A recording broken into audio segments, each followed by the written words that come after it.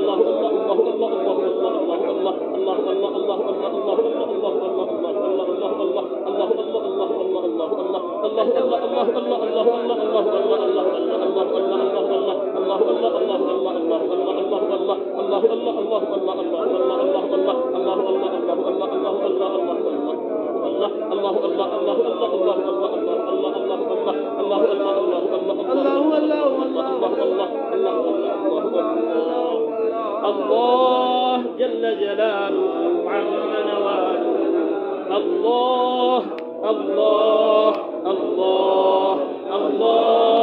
अल्लाह अल्लाह अल्लाह अल्लाह अल्लाह अल्लाह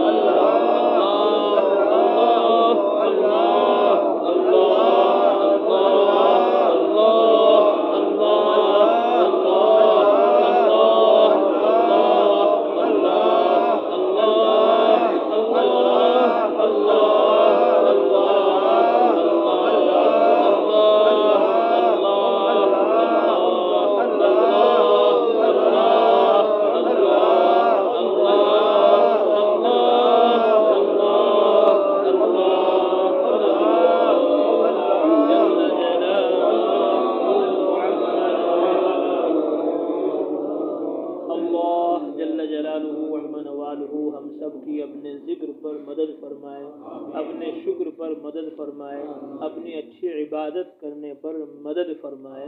बार बार अल्लाह ताला से ज़िक्र को मांगते रहना है। हर नमाज के बाद ये दुआ मांगनी चाहिए, ए अल्लाह मेरी मदद फरमा अपने ज़िक्र पर, शुक्र पर, अपनी अच्छी इबादत करने पर। अल्लाह की मदद होगी तभी ज़बान उसके नाम पर चलेगी, उसके काम पर जिस्म चलेगा, उसके शुक्र में आदमी आगे बढ़ेगा। इसलिए ज़िक्र का, दुआ का खूब इनफरादी एहतिमाम करना चाहिए।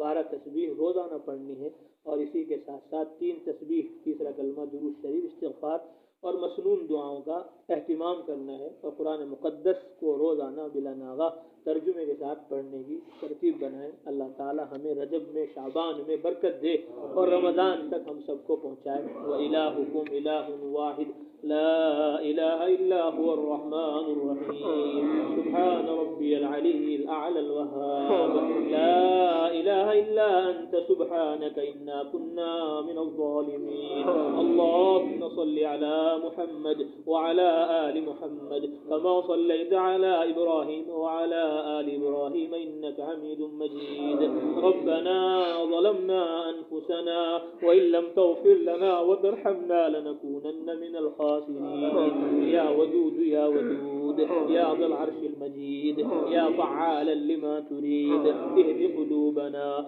واغفر ذنوبنا واستر عيوبنا ويسر أمورنا وثبت على الصراط أقدامنا اللهم أعنا على ذكرك وشكرك وحسن عبادتك اللهم اجعلنا لك ذكارا واجعلنا لك شكارا اللهم إنا نسألك إيمانا كاملا ويقينا صادقا اللهم علمنا آداب الدعوة والتبليغ واجعلنا متصفين بصفات الداعين والمبلغين اللهم إنا نستغفرك ونتوب إليك اللهم إنا نستغفرك ونتوب إليك اللهم إنا نستغفرك ونتوب إليك اللهم اهدنا فيمن هديت وعافنا فيمن عافيت وتولنا فيمن توليت وبارك لنا فيما أعطيت وقنا شر ما قضيت فإنك تقضي ولا يقضى عليك فإنه لا يذل من واليت ولا يعز من عاديت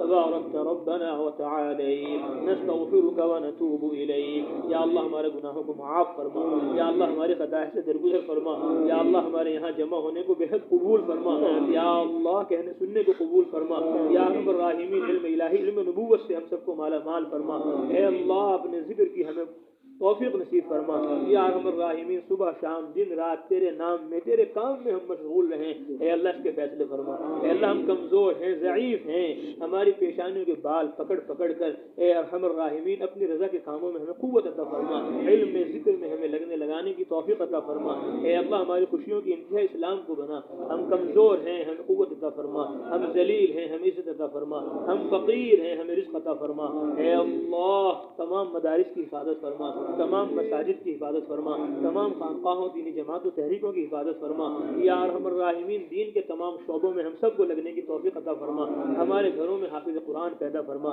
عالم قرآن پیدا فرما داعی قرآن پیدا فرما اپنے ذاکرین شاکرین بندوں میں اے اللہ ہم سب کو شامل فرما اے اللہ ہماری زبانوں کو اپنے نام میں لگا دے ہمارے جسموں کو اپنے کام میں لگا دے اے ارحم الراحمین اکرم الاکرمین ہماری مسجدوں کو مسجد نبوی جیسا بنا ہمارے گھروں کو حضرت محمد صلی اللہ علیہ وسلم کے گھروں جیسا بنا ہماری بستیوں محلوں کو مدینہ منورہ جیسا بنا یا اللہ ہمارے مردوں کو عورتوں کو بچوں کو حضرت محمد مصطفیٰ صلی اللہ علیہ وسلم کی طرح علم میں ذکر میں لگانے کی توفیق نصیب فرما یا ارحم الراحمین ہمارے صغیرہ گناہوں کو معاف فرما کبیرہ گناہوں کو معاف فرما جانے انجانے کے گناہوں کو معاف فرما اے اللہ ہمیں اپنی محبت عطا فرما اپنے نبی کی محبت عطا فرما قرآن و حدیث کی محبت عطا فرما علم کی علماء کی محبت عطا فرما ذکر کی ذاکرین کی محبت عطا فرما تبلیغ کی مبلغین کی محبت عطا فرما تصنیف کی مؤلفین کی محبت عطا فرما ہمارے سینوں کو کینوں سے پاک فرما اے اللہ ہم سب کو ایک فرما نیک فرما اے اللہ ہماری بخشش فرما ہمارے ماں باپ کی بخشش فرما پوری امت مسلمہ کی بخشش فرما اے ارحم الراحمین ہم آپ سے اپنے لیے پوری امت کے لیے معافی چاہتے ہیں آپ معافی کو پسند کرتے ہیں مولا ہم سب کو پوری امت مسلمہ کو معاف فرما جہنم کا ڈر خوف ہمارے دلوں میں پیدا فرما جنت کا ذوق و شوق ہمارے دلوں میں پیدا فرما جہنم سے ہم سب کو نجات نصیب فرما جنت الفردوس میں ہم سب کو پوری امت مسلمہ کو داخل فرما مولا ہم نے جو مانگا وہ بھی عطا فرما جو مانگنے سے رہ گیا وہ بھی عطا فرما تمام بیماروں کو شفا نصیب فرما تمام مقروضوں کی قرضوں کی ادائیگی غیب سے بندوبست فرما تمام مرحومین کی مغفرت فرما حاضرین مجلس کی جائز تمناؤں کو ضرورتوں کو پورا فرما جن بھائیوں نے دوستوں نے ماؤں نے بہنوں نے دعاؤں کے لیے کہا ہے لکھا ہے کہنا چاہتے تھے کہہ نہ پائے مولا آپ ان کی ہماری حاجت و ضرورتوں کو ان سے ہم سے زیادہ جانتے ہیں یا اللہ ان کی ہماری حاجت و ضرورتوں کو اپنے خزانے غیب سے پورا فرما یا ارحم الراحمین ہم نے جو مانگا وہ بھی عطا فرما جو مانگنے سے رہ گیا وہ بھی عطا فرما فرما, رجب میں برکت عطا فرما, شعبان میں ہمیں برکت عطا فرما, رمضان تک ہم سب کو پہنچا. اے اللہ دیر دور کے لیے قبول فرما, اندرون بیرون کے لیے قبول فرما. سالانہ ماہانہ ہفتے واری روزانہ کی ترتیب پر جمانے کی توفیق عطا فرما. یا ارحم الراحمین, ہم نے جو مانگا وہ بھی عطا فرما, جو مانگنے سے رہ گیا وہ بھی عطا فرما. اللہ فرماتے ہیں ادعوا ربکم تضرعا وخفیہ, اپنے رب سے دعا مانگو چپکے چپکے عاجزی سے. اللہ کو مانگنا بہت پسند ہے. تھوڑی دیر اپنے لیے, پوری امت کے لیے, اپنے گھر والوں کے لیے چپکے چپکے مانگو.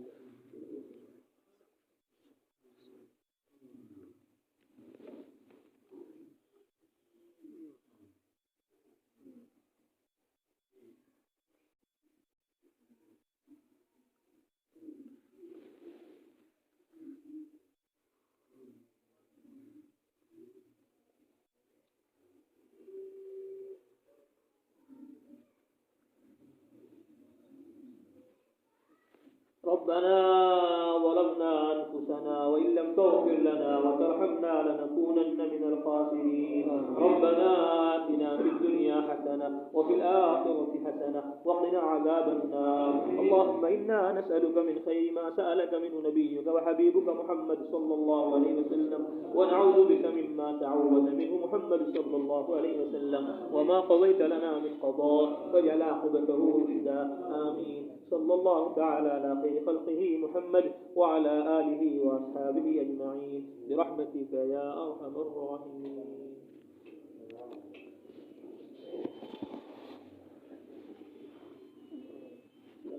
يغفر الله لكم ضرور السلام. يغفر الله عليكم السلام ورحمة الله وبركاته. السلام. يغفر الله لنا السلام. السلام. يغفر الله تعالى. السلام. هو إن شاء الله أبي شبيه.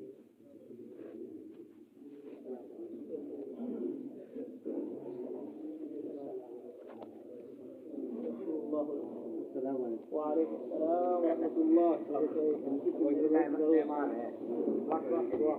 السلام. يغفر الله لنا. السلام. وعليكم السلام ورحمة الله. وعليكم السلام. يغفر الله.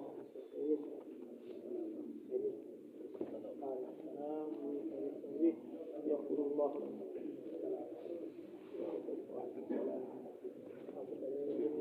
تو یہ ایک مہینہ ہو گئی امام صاحب یہ دونوں چلنے کے لیے تیار ہیں.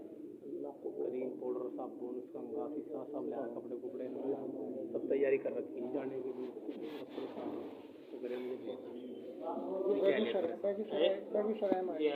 جماعت آئی بھی تھی جی, وہاں کا رخ ملا تھا, پھر پتہ نہیں کیا ساتھ 2 ہفتے پہلے آپ نے 2 ساتھی بھائی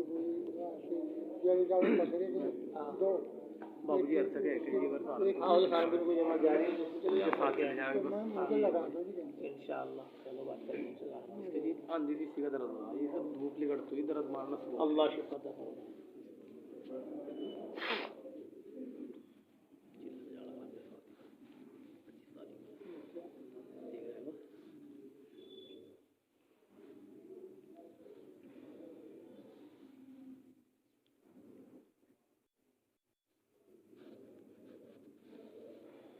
اللہ شفا دے. نواب ہے مطلب تیار ہے, نواب بھی تیار ہے. کل دیکھیں کوئی ترتیب نہیں. یا اللہ.